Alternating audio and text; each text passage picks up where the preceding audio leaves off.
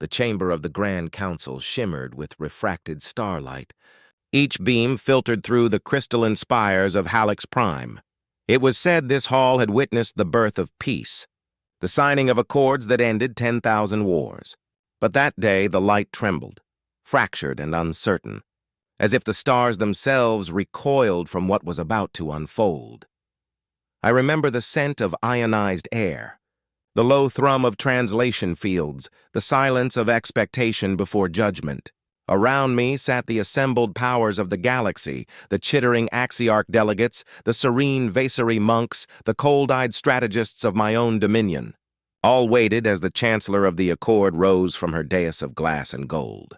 Her voice, amplified by a dozen resonant nodes, filled the hall like a whisper turned to thunder. For the preservation of peace and the protection of all sentient life, humanity is hereby prohibited from participation in any future combat theater. The motion carries, by unanimous decree, unanimous. Even the word felt false in my mind. For a moment, no one spoke. The declaration hung in the chamber like smoke, heavy, suffocating, impossible to breathe through.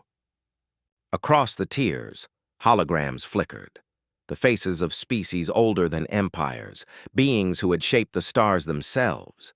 And yet, every gaze I met carried the same emotion. Not triumph, not relief, fear. I had fought beside humans during the Great Rift Wars. I had watched them burn, scream, and laugh through battles that would have shattered any other species. They were fragile by biology, by scale, and yet their fragility concealed something unquantifiable. A hunger, a refusal. On Corax 5, I saw an entire human regiment pinned against the ruins of a collapsed moon base. Supplies gone, oxygen failing. They should have surrendered. Instead, they sang. Ancient songs transmitted through open comms, words I could not translate but felt in my marrow. Their melody turned despair into defiance, fear into something radiant and terrible. When the Dominion fleet arrived to extract them, the battlefield was silent. The enemy had already fled. Their ships scattered like frightened prey, and now those same soldiers, those same impossible beings, were being erased from the theater of war. I looked across the council table to the Zenari delegate, a being of pure energy encased in crystal, as he whispered, "It is for mercy's sake." But I saw the tremor in his light. Mercy was a lie we told ourselves to feel righteous. It wasn't mercy that guided this decree. It was containment. The galaxy had witnessed what humanity could become when cornered, how pain refined them, how loss turned them luminous. They didn't seek destruction. They evolved through it. As the Chancellor's staff struck the dais to seal the order, the sound rippled like thunder through the chamber. I thought of the humans then, the soldiers I had served with, the commanders who led through instinct rather than logic, the eyes that burned with something our kind had forgotten. I wondered if they knew, somewhere across the dark, that their fate was being decided in silence and ceremony. Outside, Halleck's Prime's twin suns sank behind the council's spires, casting the hall in dusk. The shadows stretched across our faces, long and sharp, like the ghosts of every war we had tried to bury. "Let this be the end of violence," the Chancellor said. But I felt the opposite. I felt the beginning of something vast and slow, a storm gathering beyond the edge of reason. As I left the chamber, I turned back once more to the dais, now empty, its light dimmed. My translator whispered faint echoes of human languages archived for study, fragments of their war cries, their laughter. One phrase lingered longer than the rest, looping faintly through the static. I didn't know its meaning then, but it chilled me all the same. "You can ban us from war, but not from remembering how to win it." The sound faded, leaving only silence. But beneath that silence, the galaxy's pulse shifted, slow, deliberate, dangerous, and I knew then, though no one dared say it aloud. The day the humans were banned from war was the day the galaxy began to fear peace itself. They told us the galaxy had entered an age of peace. Treaties signed, weapons dismantled, Artificial fleets patrolled the borders now, unmanned, efficient, impartial. The Council broadcast its victories daily, hunger declining, conflict resolution automated, civilization perfected. And for a while, I almost believed it. But peace built on fear is not peace. It is anesthesia. The galaxy was quiet not because it had healed, but because something vital had been cut out of it. Humanity was gone. I remember the first years after the ban. Recruitment halls once filled with diverse species now felt hollow. Every doctrine, every strategy seemed clean, precise, predictable, too predictable. The enemy learned our order. They studied our restraint. And one by one, the fires began to return. Valas 9 was supposed to be a simple suppression, primitive insurgents on a backwater moon, nothing more. I commanded the 19th Threx Expeditionary, a regiment armed with every technology the Accord could provide. We descended from orbit in formation, perfect as geometry. Then everything went wrong. The rebels fought without formation, without reason. They struck with burning debris, improvised charges, and screams that shattered our discipline. They should have broken. Our numbers, our weapons, our logic dictated it. But they didn't. They pressed on, laughing even as our plasma tore through their ranks. It reminded me of something buried deep in my memory. Something human. I watched one rebel rush through fire to pull a wounded comrade from the flames, both burning, both screaming, neither stopping. The way they moved, the way they refused, it was more than courage. It was something unquantifiable, something that refused extinction. When my troops began to falter, I realized the truth I had long denied. We had trained for war, but humans had become it. In the nights that followed, as the fires of Valas painted the skies crimson, my soldiers whispered in the trenches. They spoke of the old Terran units, their reckless bravery, their unpredictable fury, their songs. Some claimed the rebels had found human relics, that they fought in imitation of the species we had exiled. Others said it was more than imitation, that a few humans had survived the ban and now moved among the mercenary fleets, nameless, silent, waiting. At first, I dismissed it as desperation. But then the reports began. Unconfirmed sightings, impossible victories. Pirate vessels obliterated by unidentified strike teams. Colonies liberated overnight by ghosts. Each account ended the same way. No survivors, only a single insignia left behind, a faint symbol of a closed fist over a burning star. The Council dismissed these rumors as myth. Human superstition, they called it. The galaxy's way of giving shape to fear. But I had seen myth take form before. I had stood beside it on Karek's Fifth, when mortals turned death into defiance. In the following months, Valas 9 fell, not because the rebels were strong, but because we had grown weak. We no longer understood chaos. We no longer adapted. Every battle plan, every calculation failed against something feral, instinctive. And in that failure, I finally understood what we had exiled. We hadn't just banned humanity from combat. We had exiled unpredictability, the very heart of survival. The Council's machines could not feel desperation. Our drones could not improvise courage. When the last of my troops retreated, I stood alone among the burning ruins, watching the rebels dance in victory. Their movements were raw, ecstatic, unrefined. But in their chaos, I saw a reflection, a flicker of something I thought the stars had forgotten. As I lifted my comm to report the loss, a static-filled signal cut through the channel. Not rebel chatter, something older. Repeat, Echo Division confirmed. Operation continues. The Accord still fears us. Good, let them. The voice was human, calm, confident, alive. For a moment, I couldn't breathe. The comm hissed and died, leaving only the crackle of fire. I stared at the black sky and whispered, perhaps to no one, "Are you still out there?" My soldiers looked to me for answers, for leadership. But all I could give them was truth. Pray, I said. Pray that the humans never truly return. Because if they do, the galaxy will remember what war really is. That night, the fires of Valas 9 burned for 7 days straight. And through the smoke, I swore I saw silhouettes moving, tall, thin, deliberate, watching. We told ourselves it was the wind. But in the silence between transmissions, I could feel them again. Echoes of the forbidden species. And somewhere, far beyond the reach of law or logic, humanity smiled. It began as a whisper in the void. A ship sighted beyond the rim, drifting without registration, its hull black as vacuum and marked by a crimson slash that bled like a wound across its side. Pirates called it the Revenant. Traders called it a ghost. The council called it propaganda. But I called it impossible. Human ships had been dismantled decades ago. Every Terran design purged from registry, every reactor core decommissioned, every captain imprisoned or quietly erased. There were no more humans in the stars. The ban had seen to that.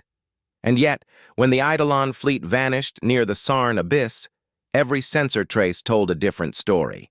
The readings were unmistakable. Old Terran reactors, fusion signatures that hadn't been seen since the Rift Wars, radiation patterns that sang like ghosts through our scanners. At first, I refused to believe it. My superiors did not. They ordered silence. The official report listed subspace anomalies as the cause of the fleet's disappearance. Case closed. But out on the edge of known space, the rumors grew teeth. Merchant vessels found derelicts adrift, council warships torn open from the inside, their crews alive but unconscious, weapons melted down into slag, and carved into the hulls, always the same message. No war is safe from us. When I first saw the inscription myself, etched into the side of a captured gunship, something inside me recoiled. It wasn't a threat. It was a warning. Soon the stories multiplied. Worlds under siege by slavers or corporate militias reported black ships appearing without warning, striking fast, vanishing faster. No glory, no broadcast, no claim of victory. They would appear, annihilate an oppressor, leave supplies and med kits behind, and disappear into the dark.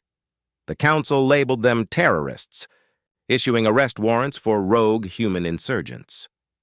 But in the outer colonies, the name Revenant Fleet spread like salvation. Even my own soldiers, disciplined, logical Threx officers, began to speak of the humans in hushed awe. They fight for those who can't, one said to me during a patrol. They are war's conscience. I wanted to silence him, but I couldn't, because I had begun to see the signs too. On Dagon Reach, where I was stationed to suppress a mining revolt, our scanners caught movement in orbit, 3 small craft, moving in impossible silence. No IFF tags, no comms. I ordered all defenses primed, but before the command could finish transmission, the orbital batteries were already dead. In less than 6 minutes, the human ships neutralized every armed structure across the planet. Not destroyed, disabled. Every gun melted at the barrel, every missile silo fused shut. Not a single life lost. Then they broadcast a single message on every frequency in every tongue. End your wars, or we will. The voice was human, calm, measured, neither threat nor plea. When I arrived at the battlefield, the air still shimmered with ionized ash. My troops, seasoned Threx soldiers, stood in stunned silence, staring at the wreckage of what had once been our fortress. And then I saw him, a lone figure amidst the smoke, standing atop the remains of a shattered gunship. His armor was ancient, Terran combat plating, patchworked with burns and makeshift repairs. A faded black flag hung from his shoulder, streaked with crimson. His visor glowed faint blue in the twilight haze. He was unarmed. I aimed my plasma rifle at him out of reflex. He didn't move. Instead, he turned, slowly, and looked at me. In that instant, I understood every myth, every warning, every whispered prayer in the trenches. There was no hatred in his gaze, only pity, a sadness too deep for words, as though he saw in us the same fear that once haunted his own kind. "Go home," he said, his voice crackling through a failing helmet speaker. "You don't belong in this kind of war." And before I could answer, he vanished into the smoke, his figure dissolving against the flames like a memory the galaxy had tried to forget. Later, when the council reviewed the footage, they scrubbed his voice from the records. They called the incident an illusion, an error caused by electromagnetic distortion. But I know what I saw. And I wasn't the only one. Across half the outer colonies, officers began resigning from their posts. Armies deserted. Whole sectors rebelled, not against authority, but against apathy. The Revenant fleet had become more than rumor. It had become an idea. When news reached the core worlds, the Chancellor made a speech. Humanity's return, if true, threatens the balance we have fought to preserve. Their wars, their chaos, their passion, it must not be allowed to infect our peace. But peace built on silence cannot endure the sound of truth. In the months that followed, black flags began to appear not only in battlefields, but in cities, on walls, in data streams, in coded transmissions whispered between rebels and soldiers alike. The humans weren't conquering worlds. They were awakening them, and somewhere deep in my chest, buried beneath years of discipline and loyalty, something ancient stirred. That same awe I'd felt on Carix 5, when I first saw a human bleed and smile. That same dread that came with understanding what they truly were.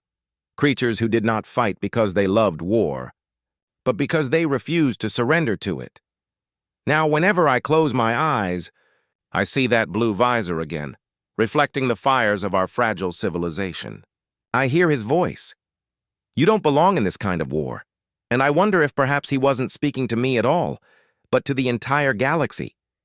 Because maybe humanity didn't come back to destroy us. Maybe they came back to remind us why we were worth saving. They called it the Citadel of Reason, Epsilon Gate, a fortress built at the edge of the Clython expanse, carved from obsidian and alloy, powered by logic engines older than most civilizations. It was where wars ended. Rebels, pirates, and zealots were erased beneath its mathematical precision. I had served there for 6 cycles, stationed as a liaison for the Dominion's tactical division. We believed it impregnable. We believed wrong. It began with silence. No alarms, no fleet signatures, just a faint static across the deep band frequencies. I was in the command atrium when it started. The air shimmered, and then a voice, quiet, human, whispered through every open channel. We warned you. Every console froze. Every system locked. A second later, the sky ignited. I ran to the viewport. Beyond the energy shields, space bloomed with fire. Black ships streaked with crimson, cutting through the void like blades through silk. No banners, no demands, no negotiation. Just purpose, defensive protocols, the overseer shouted. Our automated batteries spun into motion, thousands of cannons turning toward the dark. But the humans had already adapted. They moved like thought itself. Unpredictable, fluid, alive. Our gunners fired volleys of plasma that should have vaporized entire fleets. Instead, the enemy split formation mid-strike, weaving through the barrage with impossible precision. No formation could predict them. No algorithm could track them. Their movements were chaos, yet that chaos carried rhythm. Every doctrine I'd ever studied broke that day. They did not retreat when cornered. They morphed. Every time one fell, the others shifted seamlessly to fill the gap, turning loss into motion, motion into advantage. Their tactics were poetry written in the language of blood and survival. As the battle raged, our systems began to fail, not from damage, but from confusion. The logic engines couldn't compute the humans' actions. Each predictive model returned null. Even the Axiarch tacticians, masters of quantum warfare, fell silent, unable to process what they saw. Where is their command ship? Someone cried. There isn't one, I said quietly. They don't need one. The human fleet fought as if connected by something deeper than code, by instinct, by emotion. The very traits we had engineered out of ourselves in pursuit of order. Their rage and mercy collided in perfect symmetry. Every strike was brutal yet measured, every explosion deliberate, almost surgical. Hours became days. The gate's shields flickered, then died. Our orbital platforms drifted into ruin. When the final barrier collapsed, the humans didn't storm the fortress. They walked. Through the smoke and ash, they came. Figures in scorched armor, helmets cracked, eyes burning like stars. They advanced without triumph, without fury, only silence. We fell back into the inner sanctum. the heart of Epsilon Gate. Its core hummed with the logic engine that had predicted every war for a century. Now it simply stuttered, spitting out contradictions. The Overseer, a being of pure intellect detached from emotion, stood trembling before it. "They defy reason," he whispered. "They shouldn't exist." The blast doors opened. She stepped through. The human commander moved like a storm given form. Armor blackened, one arm dragging a scorched rifle, visor fractured to reveal eyes the color of storms. Around her, the remaining defenders lowered their weapons. "She wasn't aiming at us, why?" the Overseer demanded, his voice shaking. "You could have annihilated us." "Why stop?" The human's voice was soft, ragged, but steady. "Because we don't kill for order. We kill to end the need for it." She dropped her rifle, letting it clang against the polished floor. "No more wars," she said. Not to him, not to us, to the galaxy itself. The silence that followed was absolute. Even the Fortress AI dimmed its lights, as if acknowledging the gravity of those words. I remember the moment she turned her gaze on me. There was no triumph there, only exhaustion, a grief older than time. "Tell them," she said. "Tell the ones hiding behind their councils and codes, this is mercy." And then, like a mirage breaking apart, she and her forces withdrew. No plunder, no conquest, only the ashes of Epsilon Gate left behind. In the aftermath, I walked through the ruins. Machines designed to calculate eternity now lay shattered, their circuits melted into glass. The fortress that once stood as the galaxy's symbol of control had fallen in 3 days to a species we had deemed too dangerous to fight. When the Council broadcast the report, they called it an incident. They spoke of rogue elements, of cyber-terrorism, of localized mutinies. The words were hollow. Every soldier who had stood there knew better. We hadn't lost to strategy. We had lost to something beyond understanding. Weeks later, while overseeing the evacuation of the gate's remains, I found a fragment of armor half buried in the ash, black plating scorched but still humming faintly. Etched into its surface were 3 words, "Burned by plasma. No more wars." I held it until the transport left orbit, staring down at the dying fortress shrinking beneath me. For the first time in centuries, I felt something I could not define, something between dread and reverence, because deep down, I knew the humans hadn't come to destroy Epsilon Gate. They had come to deliver judgment, and if this was their mercy, then heaven help the galaxy when they decide to be unmerciful.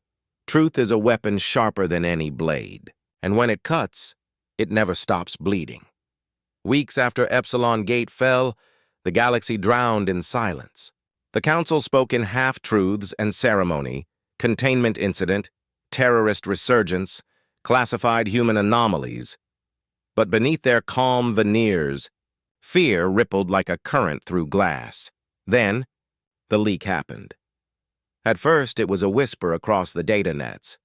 A breach in the Galactic archives. Someone, no one knew who, had released the sealed records of the humanity-sanctioned vote. I was stationed aboard the Dominion carrier Vareth's Oath when the first files appeared. Static.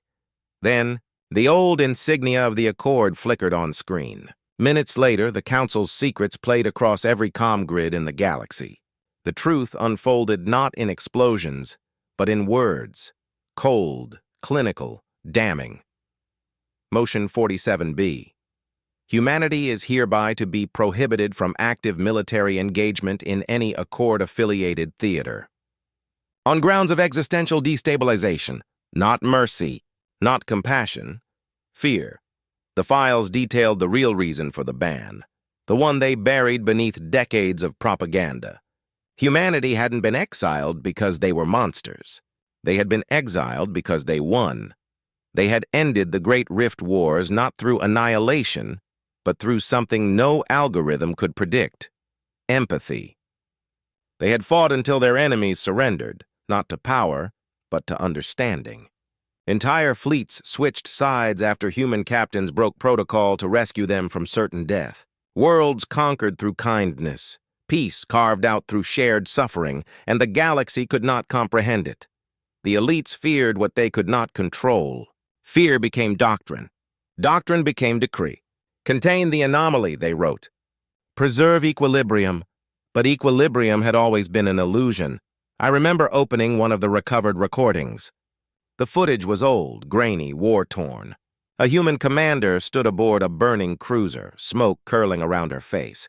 Her voice shook, not with fear but conviction. If we must fight, let it be to end the need for fighting. If we must kill, let it be so others can learn to live. She lowered her weapon, turning toward the enemy she had just defeated. And instead of executing them, she extended her hand. The file ended there, but I could feel it. The moment that terrified the Council more than any victory. They had watched a species turn war into wisdom. They had seen humanity transform chaos into connection, and in their arrogance, they called it a threat. When the truth reached the outer colonies, riots erupted, not against the humans, but against the Council itself. Worlds that had once mocked humanity now whispered their names in reverence. Soldiers tore the insignias from their armor, declaring allegiance to nothing but the right to remember. I couldn't sleep for cycles. Every thought returned to those files, to the idea that the galaxy's peace had been built on a lie. We had banished not a menace but a mirror. Humanity had shown us what we could be, and we destroyed them for it. One night, I accessed the final classified entry. It was marked Eyes Only, Grand Council Directive. Humanity's continued evolution poses an existential paradox. They do not seek to dominate, yet they cannot be subdued. Their morality is recursive. Every victory redefines the purpose of conflict. If left unchecked, they will end the need for war itself. And when war ends, so too will our power.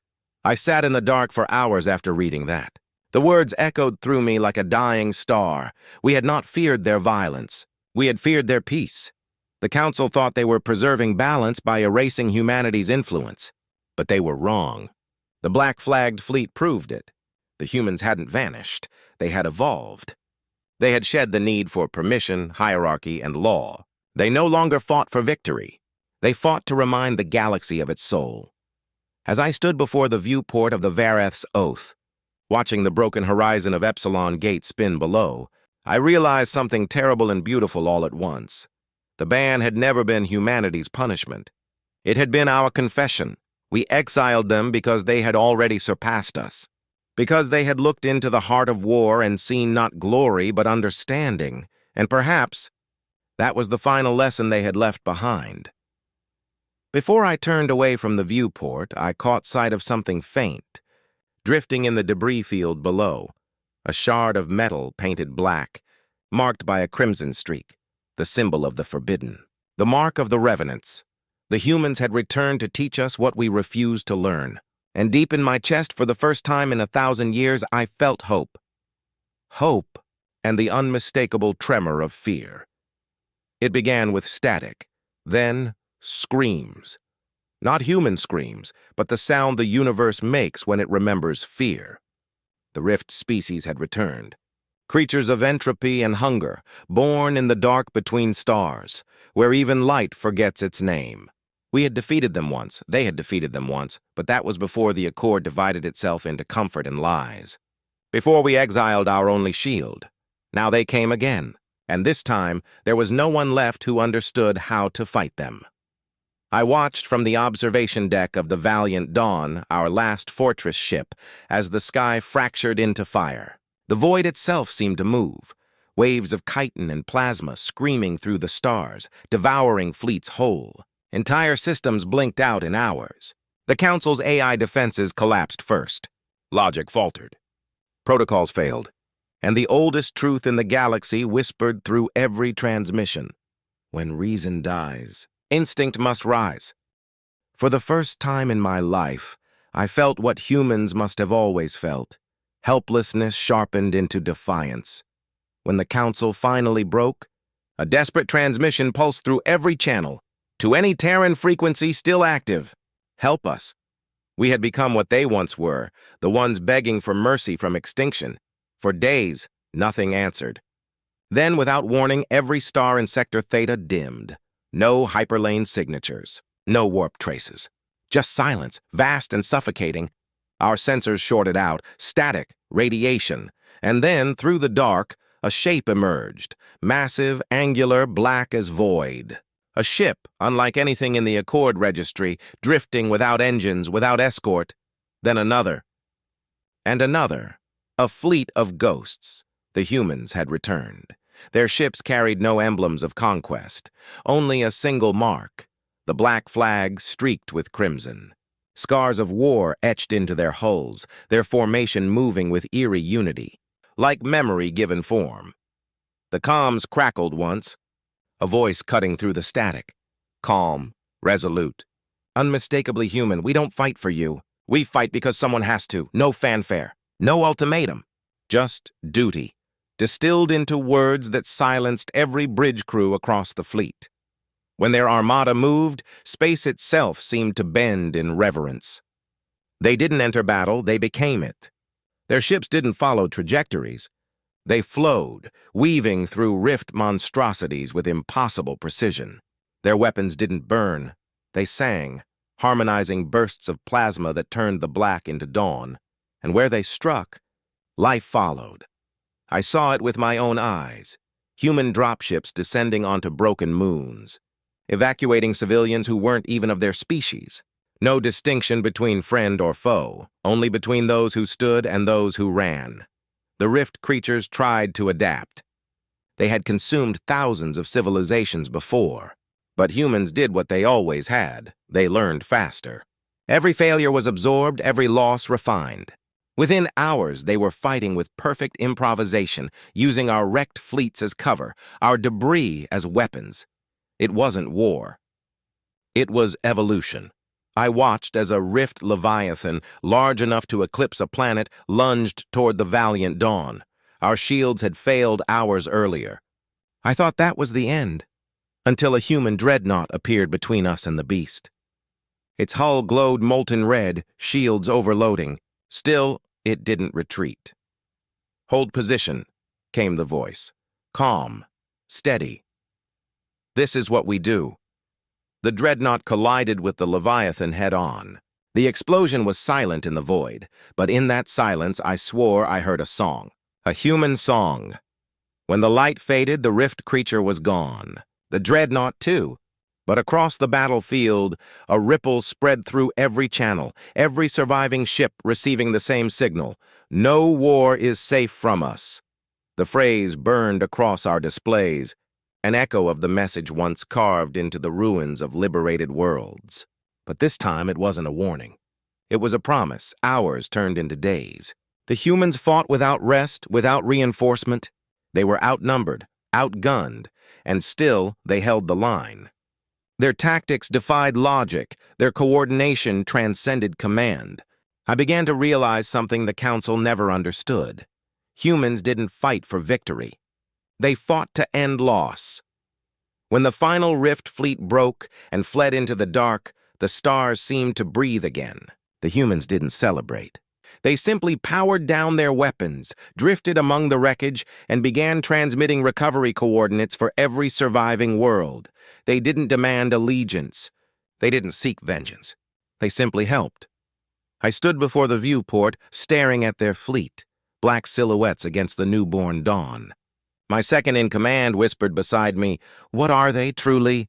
And I answered the only way I could. Not soldiers, not monsters, just the only ones who never forgot why we fight.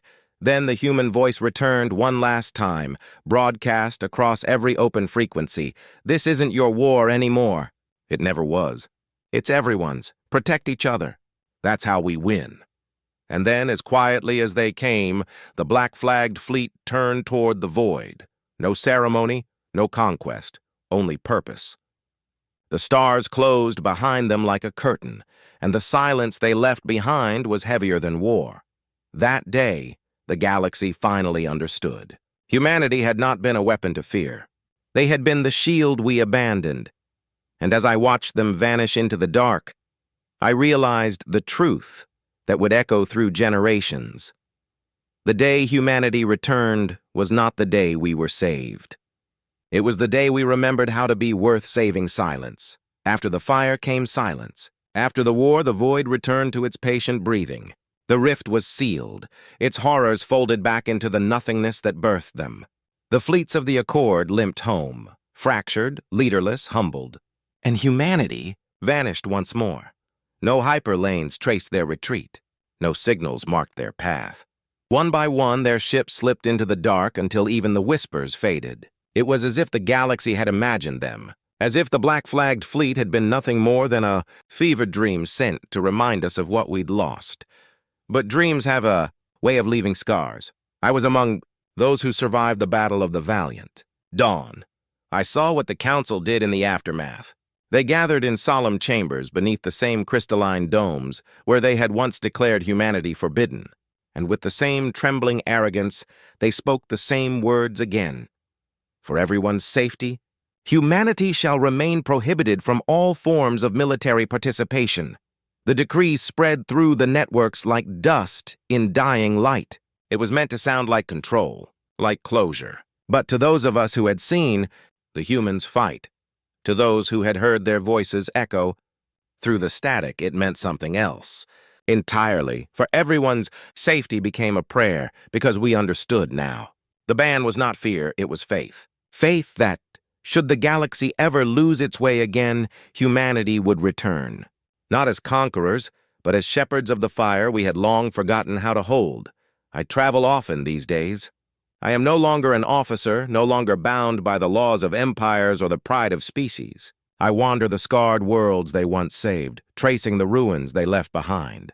And every journey ends at the same place, Epsilon Gate. Once the fortress of certainty, now a monument of humility.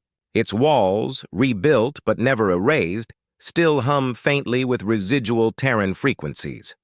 The air there feels heavy, alive with static memories. No one dares build upon it. No one dares disturb what remains. I come to the gate not to mourn, but to listen. And sometimes, when the wind shifts across the broken spires just right, the frequencies resonate. Faintly, impossibly, I hear them, not words, just tones. Low, rhythmic, steady, like a heartbeat beneath the silence. In those moments, I imagine them still out there, watching, not gods, not ghosts. Just humans, guardians of a balance we never deserved but always needed. They taught us that strength was not domination. That victory was not annihilation. That survival was not enough unless it carried meaning. And perhaps that was why they left again. Because their work was never about conquering the galaxy, but teaching it how to stand on its own. The Council still fears them, even now. Every new species inducted into the Accord must study the Terran protocols, rules written in trembling hands by those who survived their wars. Do not engage. Do not provoke. Do not emulate. They call these measures security. But those of us who remember call them reminders. Reminders that there was once a species who made war into a language of compassion, who turned the act of destruction into an art of preservation. Who could look at a universe filled with death and say, "We will protect it anyway"? I stand before the gate and place my hand on the alloy surface. The metal is cold, smooth, ancient. Beneath it, I feel the faintest vibration, like the echo of a voice across light years. We don't fight for you. We fight because someone has to. It plays in my mind like scripture, and I finally understand. The ban was never meant to cage them. It was meant to shield us from the truth of what we could be if only we dared, because in their presence, every species felt small, not from weakness but from reflection. Humanity forced us to confront the question we've spent eons avoiding. What if we stopped surviving out of fear and started living out of purpose? I close my eyes, listening to the hum of the gate. For a heartbeat, I think I hear footsteps in the dust, distant laughter carried on cosmic wind. And then silence again. But it's no longer empty. It's alive.